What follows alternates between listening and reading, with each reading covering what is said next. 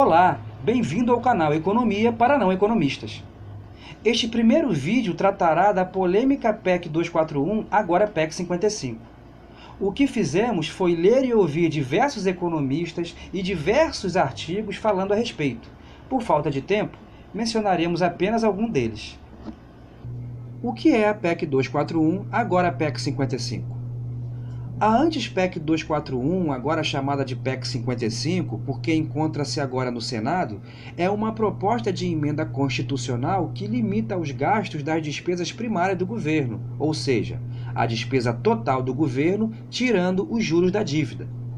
A PEC, se aprovada, fará com que as despesas passem a ser reajustadas pela inflação, despesas como educação, saúde, infraestrutura e etc., o que, na prática, significa um congelamento em termos reais por 20 anos.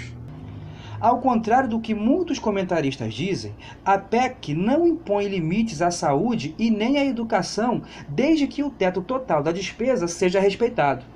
Haverá algumas exceções para o limite de gastos, e entre elas estão o FIES, a Fundeb, o ProUni, transferências para estados e municípios e os gastos com a Justiça Eleitoral.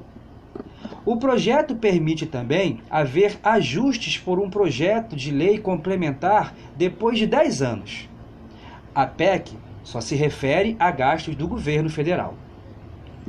Argumentos a favor da PEC.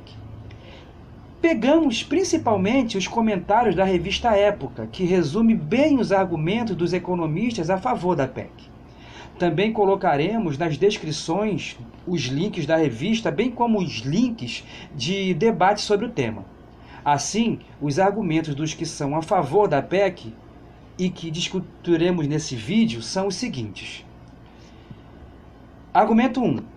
O Estado gasta muito, gerando dívida, aumento de juros, menos investimento produtivo, pressão para aumentar tributos, desemprego, desigualdade.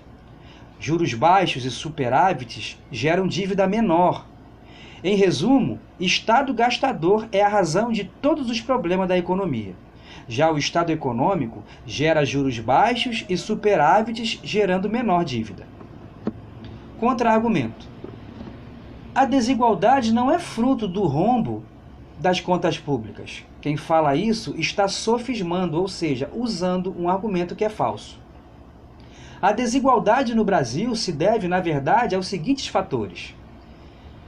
Tributação regressiva, isto é, impostos altos para os mais pobres e baixos para os mais ricos.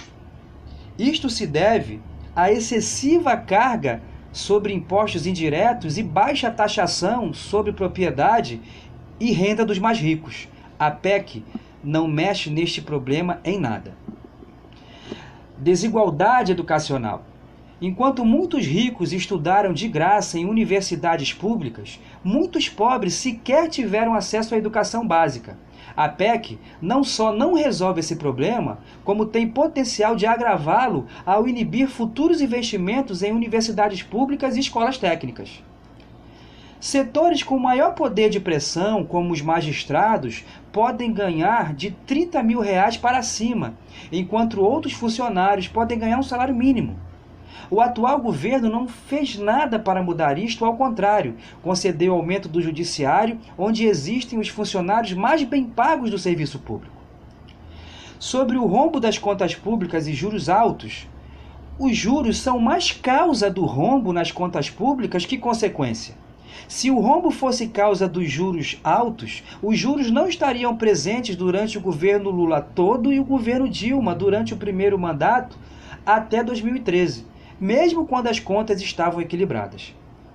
Sobre a dívida ser muito alta, no valor de aproximadamente 70% do PIB, temos a explicação de Felipe Rezende. Segundo o economista, 20% desta dívida foi para adquirir reserva internacional e, portanto, não teria nada a ver com o aumento das despesas primárias.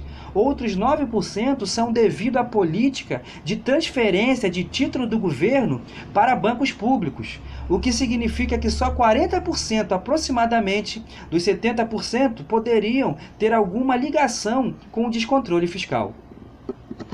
Argumento número 2. A PEC é fórmula de efeito rápido. Contra-argumento. Segundo a própria revista Época, o ministro da Fazenda, Henrique Meirelles, acredita que um período muito curto teria efeito pequeno demais sobre as contas públicas. Há aqui, então, uma contradição. Argumento número 3. A PEC abre exceção para a educação. Determina um gasto mínimo obrigatório, só afeta o governo federal. Com a crise, o dinheiro diminuiria de qualquer forma no próximo ano com ou sem PEC. Sobre este argumento, vamos contra-argumentar em parte. Sobre determinar um gasto mínimo obrigatório. Ora, gasto mínimo em saúde e educação já estavam definidos anteriormente na Constituição. A PEC não traz, portanto, uma novidade quanto a isso. Sobre só afetar o governo federal. Vejam, as melhores universidades do país pertencem ao governo federal e não ao setor privado. Ciência e tecnologia são basicamente financiadas pelo Estado. Tudo indica que, com esta PEC, estes setores serão prejudicados, prejudicando assim o futuro do país. A iniciativa privada não deu até hoje solução para estes setores e a PEC não demonstra nenhuma solução para o dilema de ter universidade de nível, ciência e tecnologia de nível e escolas técnicas de nível sem dinheiro para estes setores. Sobre o argumento de que com a crise o dinheiro diminuiria de qualquer forma no próximo ano com ou sem PEC. Sim, mas quando o PIB voltar a crescer, a saúde e a educação não vão crescer com o PIB. Não será repartido com a sociedade o benefício do crescimento econômico. Argumento número 4. O teto obrigará deputados e senadores a definir prioridades reais nas políticas públicas, em vez de aplicar a enganosa lógica atual, segundo a qual tudo é prioridade. Contra-argumento. O conflito de diferentes setores da sociedade em um ambiente de liberdade se chama democracia, coisa que os inventores da PEC devem desconhecer. Em todo lugar do mundo, o parlamentar defende seu setor de interesse como prioritário. O que vai haver é uma disputa sobre um orçamento mais limitado, podendo prejudicar áreas essenciais ao povo brasileiro. Argumento número 5. Programas sociais também serão enquadrados no teto, embora a PEC não os mencione. Segundo a revista Época, se a economia for estabilizada e o país voltar a crescer, a geração de empregos reduzirá a pobreza em escala maior que qualquer programa social. Isso ocorreu no período de estabilidade entre os anos 1990 e os anos 2000. Contra-argumento. Esta lógica é fartamente conhecida lá do regime militar. Crescer o bolo para depois distribuir. O crescimento por si só não garante a diminuição drástica da pobreza. Senão, ao final do chamado milagre econômico do regime militar, o país teria tido uma sociedade onde a população pobre seria minoritária. O resultado deste pensamento é que o Brasil terminou a era dos governos militares como o país mais desigual do mundo. Argumento número 6. Se o movimento não for contido, o governo ficará cada vez mais endividado. Contra-argumento. Sim, mas este controle de gastos não precisa ser feito por 20 anos e colocado na Constituição. Este controle de gastos também pode ser temporário e combinado com aumento da receita, como vocês virão nas nossas sugestões mais à frente neste vídeo. Argumento número 7. Comparação bastante comum, embora não tenha sido feita pela revista Época. O Estado é como se fosse uma dona de casa.